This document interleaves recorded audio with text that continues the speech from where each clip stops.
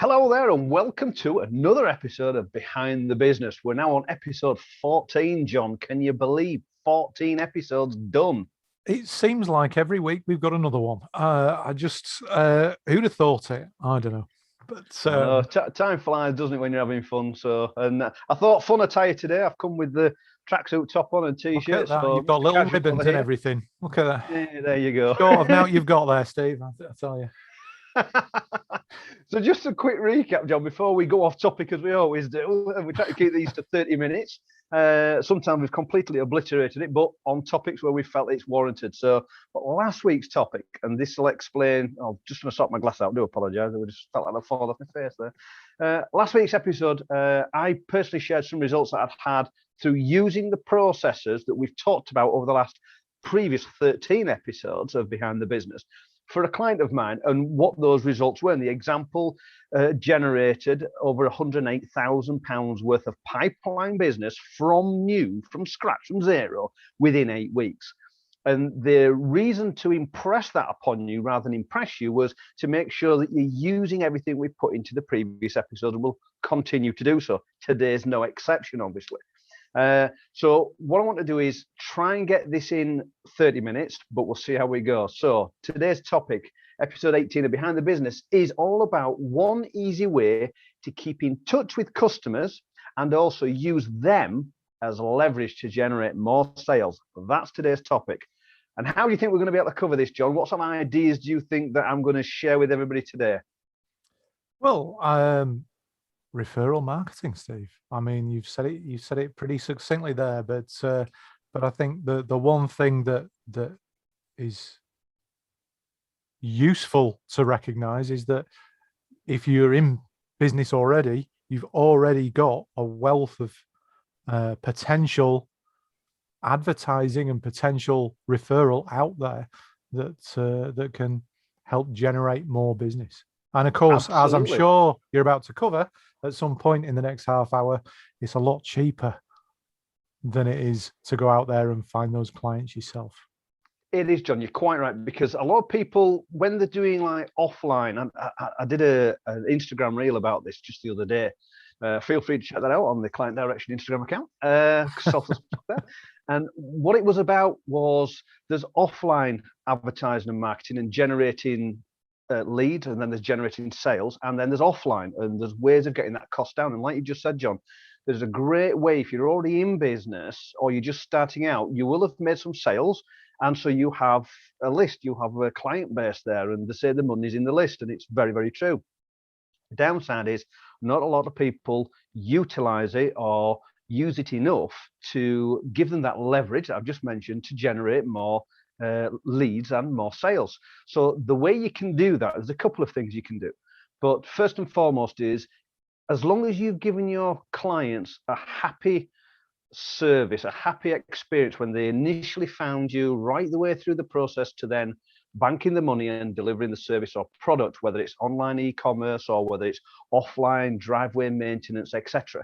It doesn't matter. The process still needs to be applied in your business. So there's the note already where your homework's going to come from later on, is you need to apply this process. I'm giving you a heads up this week. And the way you can do that is by using email, as John said.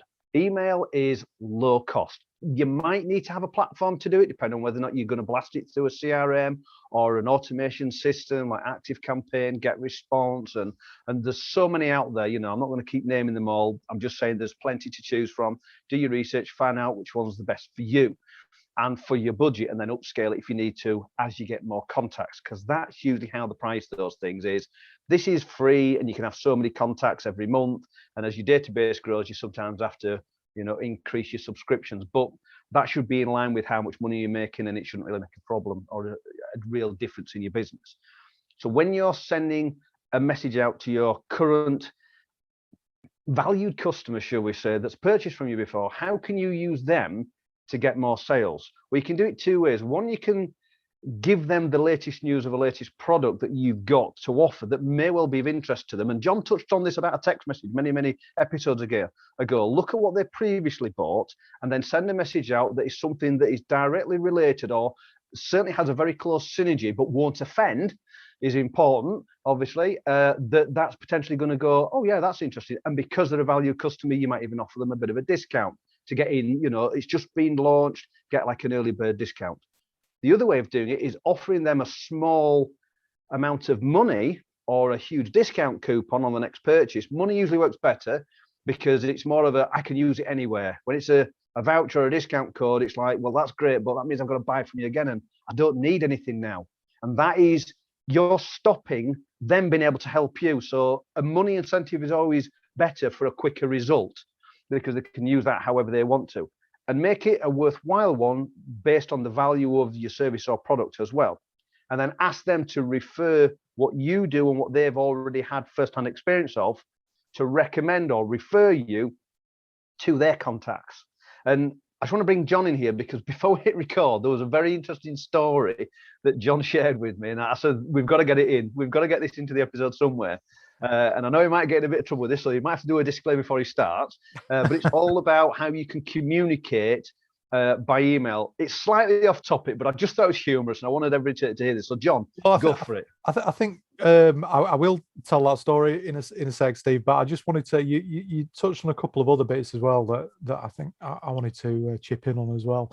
Yeah, the first thing is, obviously, if you offer a service or even a product and you want your clients to recommend you to other people for money or for any kind of reward, the first step to doing that and to getting them to do that, and again, I'm sure Steve will talk in more detail about this in a few minutes, is your service and the service you offer them has to be fantastic. It's not enough just to send them away satisfied. They have to know that it's fantastic, because when you ask one of your clients to refer you on to somebody else, you're taking advantage of their reputation. Basically, you're saying, these people trust your judgment, tell them I'm great and I will reward you. So if you then make a mistake with one of their people they've referred in, that reflects on them. So that's just something that you need to take into account. And that's really the first stage of referral marketing, is giving an absolutely gold standard customer service. Now, the other thing is doing things that are unexpected for your existing clients. And that's partly what Steve was talking about with giving them offers, giving them the heads up on new products and that kind of thing. If you know they're already interested in your service and what you do, you already know they're your ideal client. So they're probably going to be interested. So give them, a pre-order or something like that, something that makes them feel special, and this is where we come to this silly story, and it's a silly story, but I'll explain why I think it might be relevant to what we're talking about afterwards. So some years ago, Steve's laughing because he knows what's going to come, but some years ago, a film came out which was called King Arthur, and the strapline, and we've talked about the stupidity of some of these marketing straplines in the past. I know we were talking a few minutes ago about there's a brand of water that Jennifer Aniston advertises, and the strapline is inspired by clouds. I mean, if you can't think of anything better for bottled water than inspired by clouds, you don't deserve to be in business. But there's a film, and it's called King Arthur. It came out a number of years ago, and the strapline for that film was the untold true story of the Knights of the Round Table. I'm going to say that again because there'll be some people going, well, what's wrong with that? Think about this. The untold true story of the Knights of the Round Table. So I heard that and said, that's ridiculous. It's the silliest thing I've ever heard. I'm got on the email, and I thought, I'm going to email the production company. This is absolutely ridiculous. So I sent them an email and I said, look, I've noticed it's the untold true story of the Knights of the Round Table. The only way that I can figure out that this could be definitely true and completely previously untold must be if there was somebody there who was around at the time. And the only person I can think of that could have been around at the time that would be still alive in order to do this would be Merlin. So assuming that you have Merlin on your writing staff, would you please pass this message on to him, because I've got somebody that needs turning into a frog.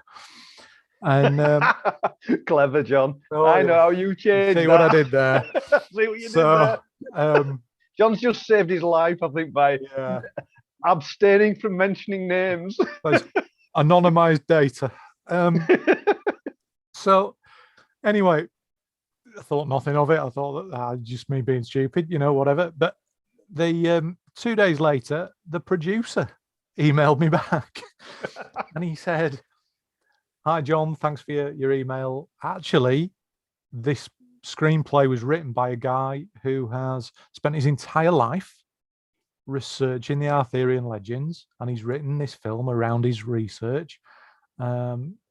Coincidentally, we do have a production assistant whose name is Merlin, but he's not able to turn people into animals. So good luck with that. And thanks for your email." So the reason, I mean, it's a really funny story, I think. And it is. And John, just while you're carrying explaining, I'm going to plug my laptop in. Sorry, my power's going to go off during the episode. So, but the reason that it's important is because at that point, what that producer recognized was that I was one of his clients, because he produced a film, which is his product, which I watched and went, this doesn't make sense.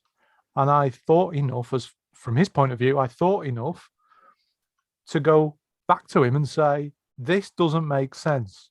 Explain it. And he read that email and went, well, it's very flippant, but if this guy doesn't get it, there's going to be a lot of other people who don't get it. And as a film company producing these kind of films, we want people to like it. So they'll recommend it to their friends and they'll buy cinema tickets and everything else.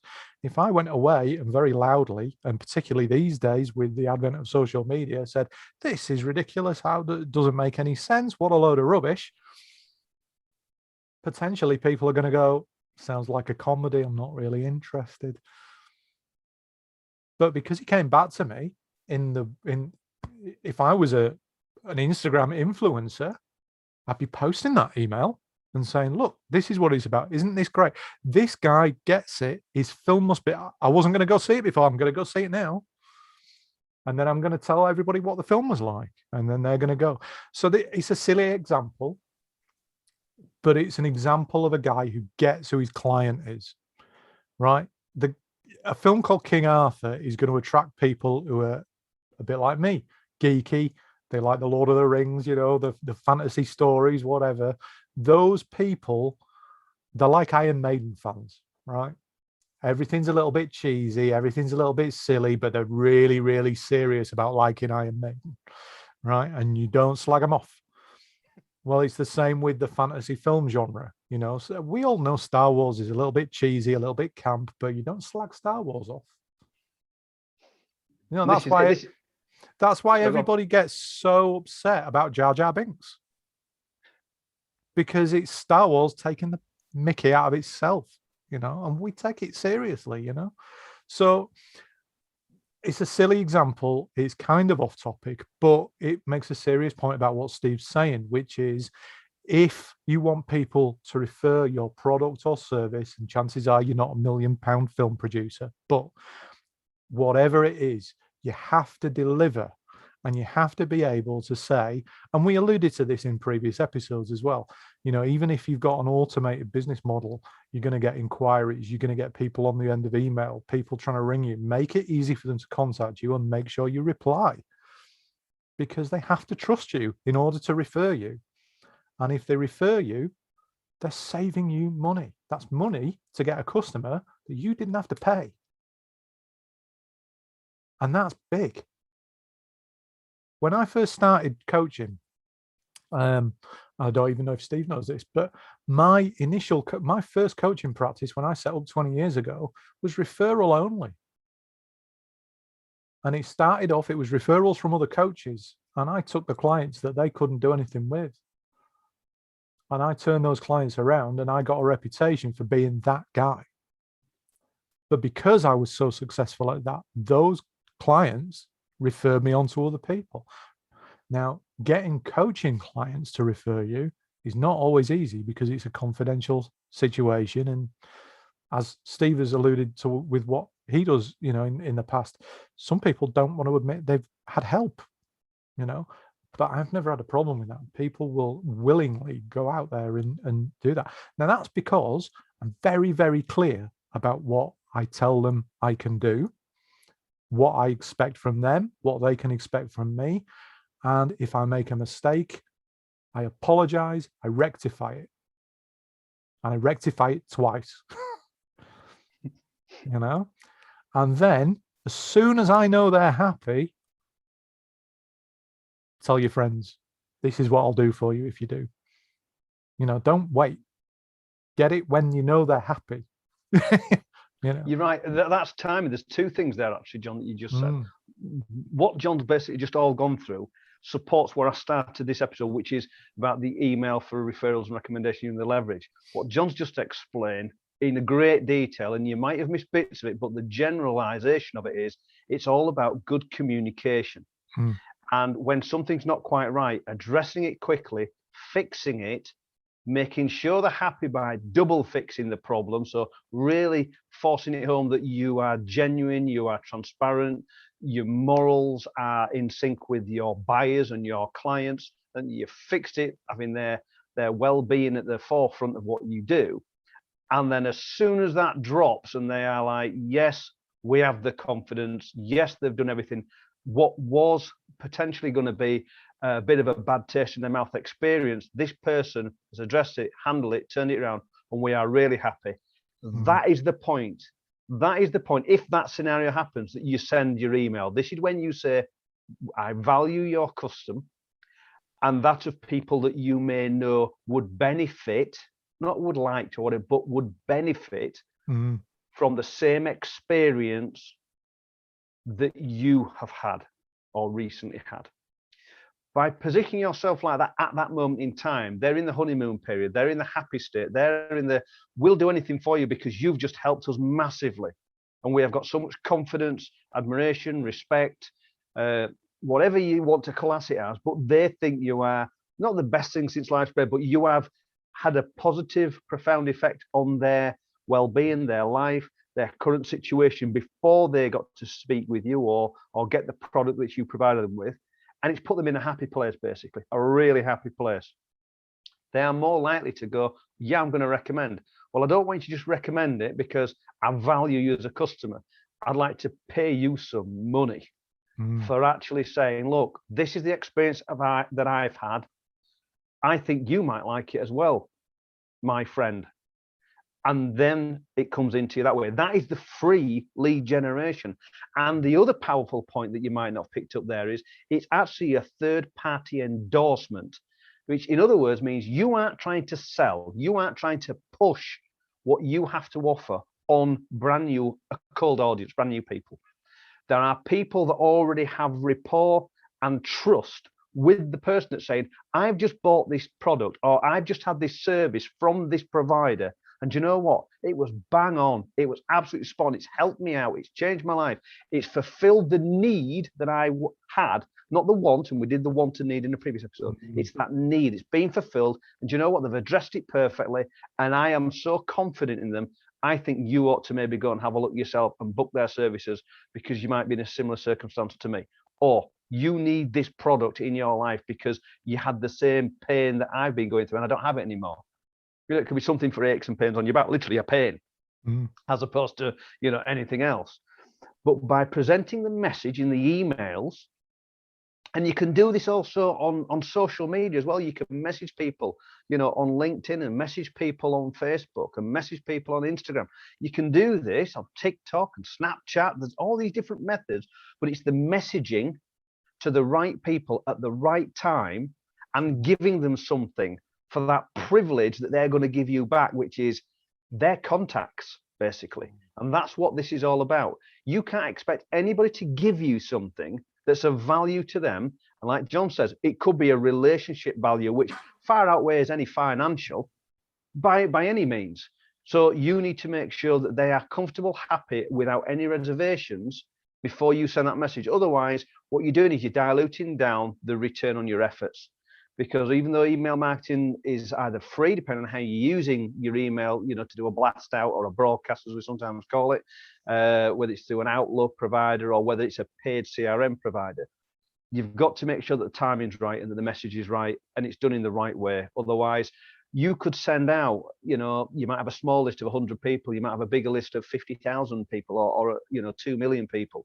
You're sending that out, but I'll go on to this in another topic about it links loosely with offline advertising and how you can negotiate the price down.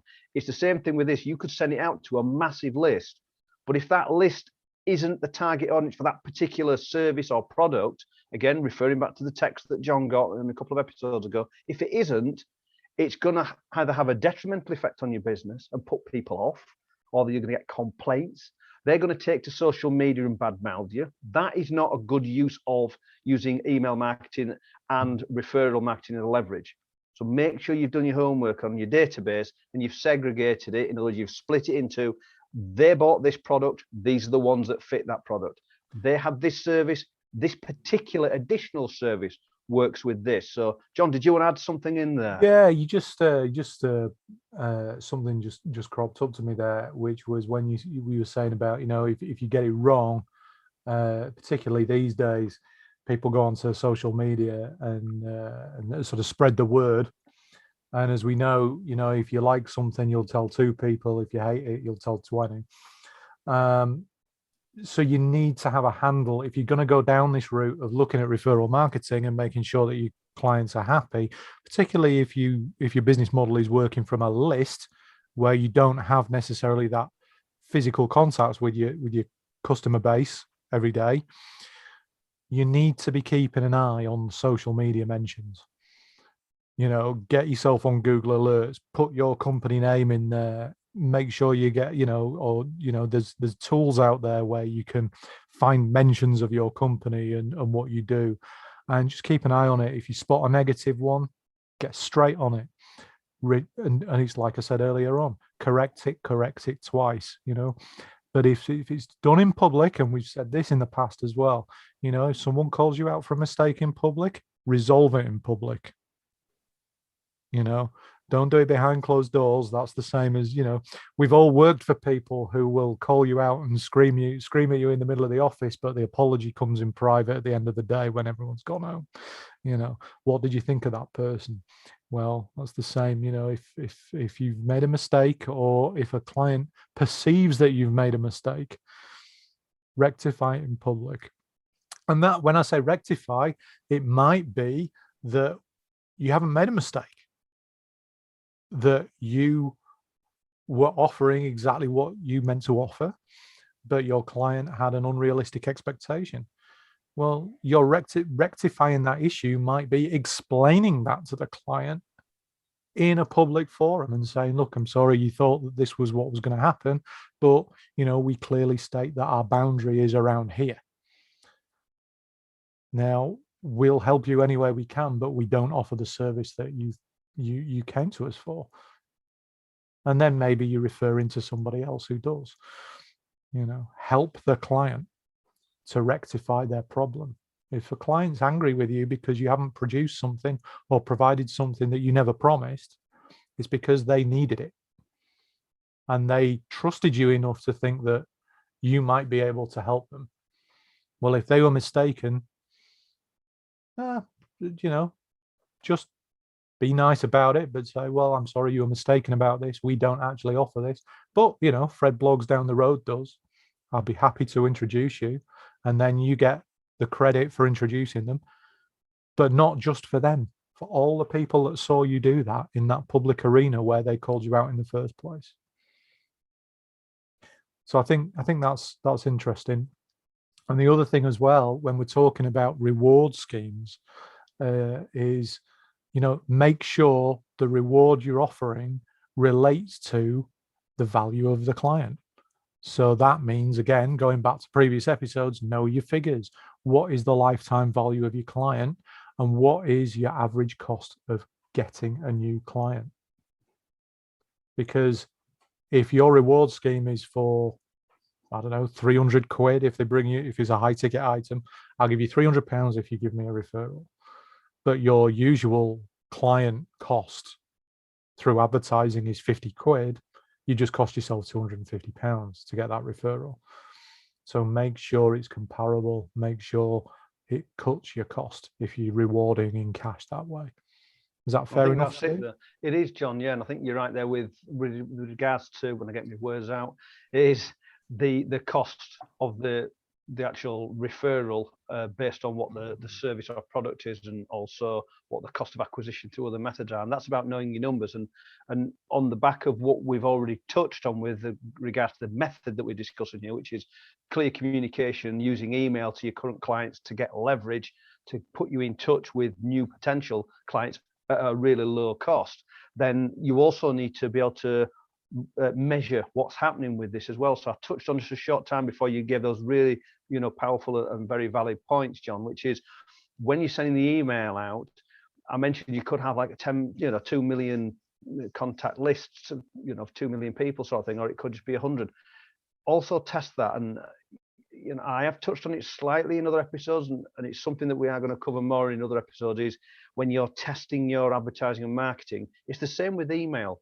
So when I said, depending on what method you use to send the email out, it's always very, very useful if you have a method that can track the results from that. So you could send 1,000 emails, but how many of those emails do you know have actually landed in the inbox and been opened? How many do you know have clicked on a link for them to redeem the offer, which is the referral fee or introducer fee, whatever you want to call it, recommend a friend. There's all different terms. It's the same thing. It's, here's an offer, click on this link to redeem this financial reward. And what we'll do is, in there, you can set it up so it's dead simple. You put somebody's, contact name and number in there, an email address, and then you contact that people. On the back end of you being able to contact that person, and actually there is a genuine interest for it, then you can part with the money. So it's got to be clear in your T's and C's, but don't get bogged down with T's and C's too much and make it so difficult people go, there's a catch somewhere. Because what that's doing is, that's impacting your credibility and your relationship with your current clients. So be very careful. I know I kind of like said that quite quickly. You might want to listen to that again, but that is key.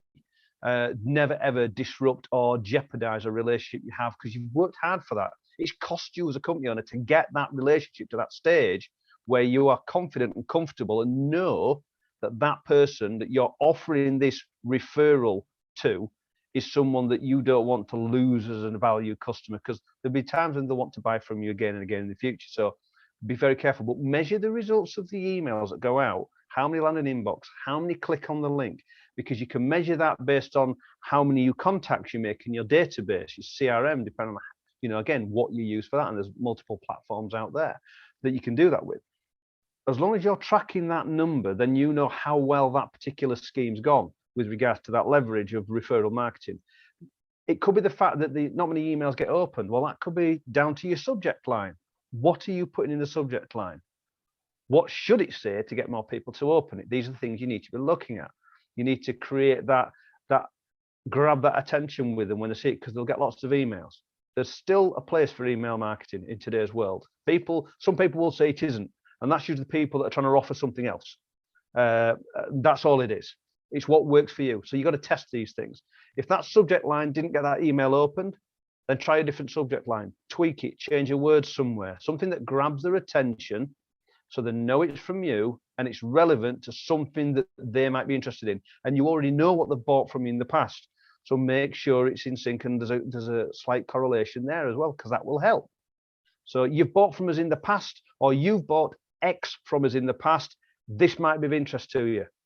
And so in that email, you start with a latest product, a latest solution or service that you might be offering, and say, but this is it. So you start with that to grab their attention. Oh, there's something for me here. It's the whiff and the what's in it for me scenario. This is what's in it for you. And what we'd also like to do is, if you're comfortable and happy, we'd like to hear from your friends or your contacts, but we don't want that for free. We'd like to give you a financial reward for that, or a financial thank you, which can go toward the purchase of this new product we've got. Do you see how it all sinks in together now? You've got to craft the email. You've got to use this. You've got to plan it out. And then you've got to plan your follow-ups as well. And follow-up email sequence is another topic, because it goes into what platform you use. And we will do an episode on that because it's very powerful, like all the different types of advertising. John? Yeah, I think, and as per usual, Steve, I'm conscious on time. We've hit 30 minutes.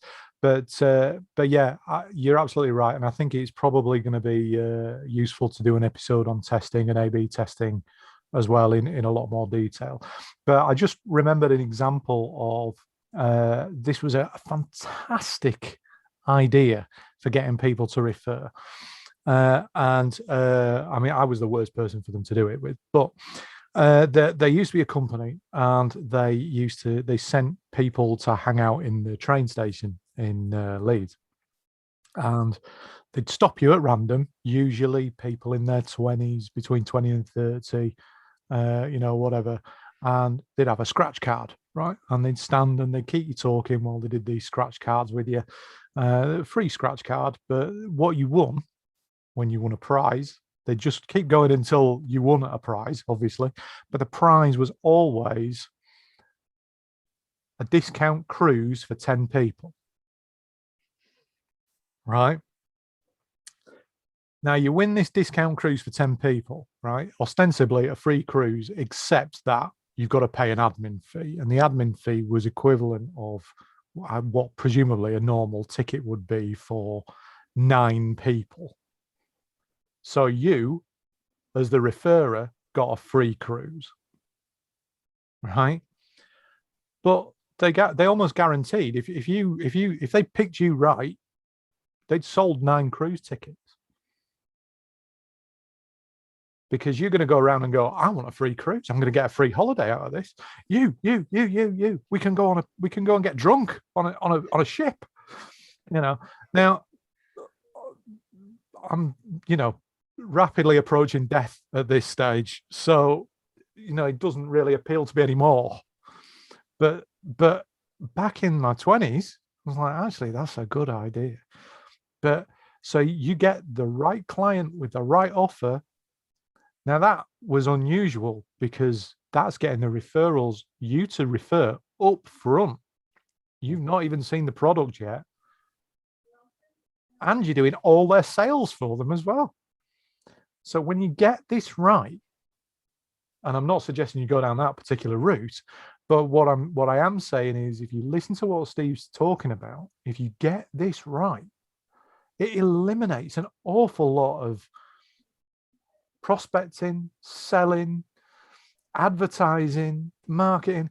It can remove, you can build and I have built a business on this in the past. You can build a business, a profitable business, just with this, if you get it right.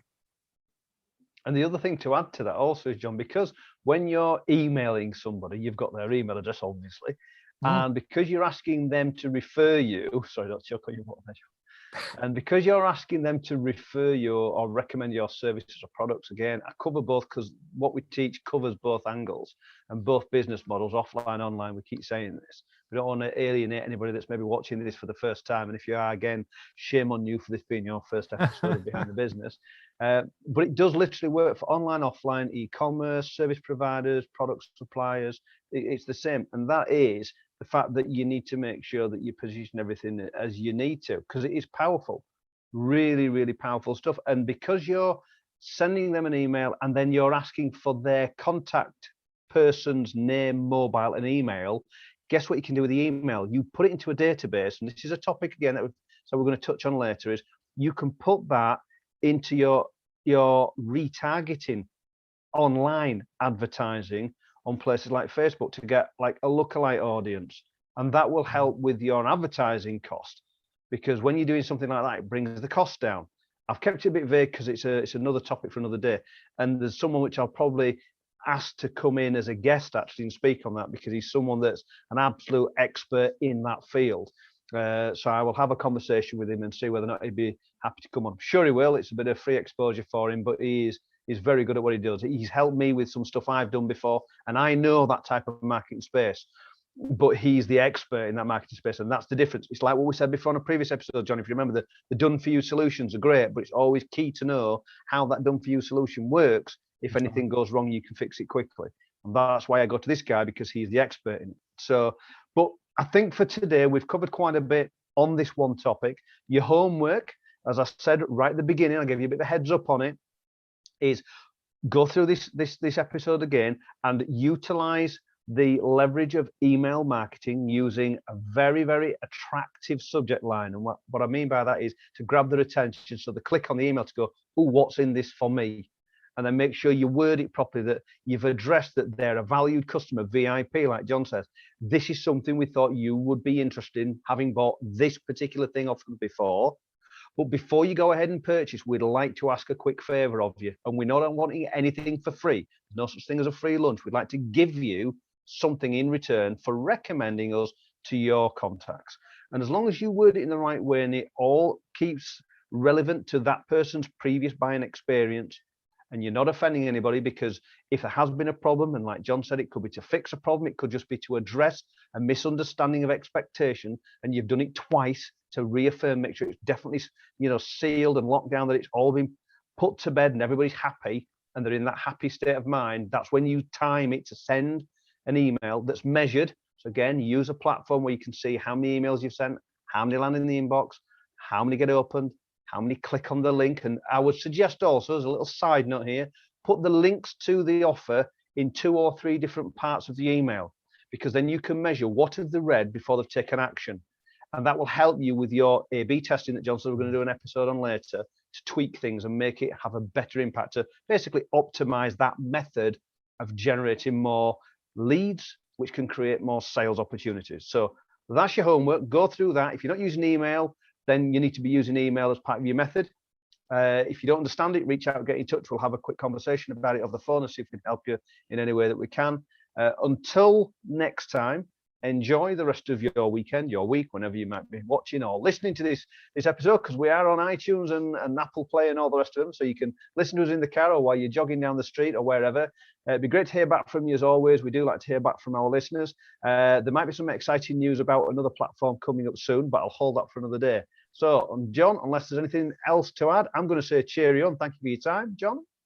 Yeah, have a great weekend, a great week, and we'll see you next time.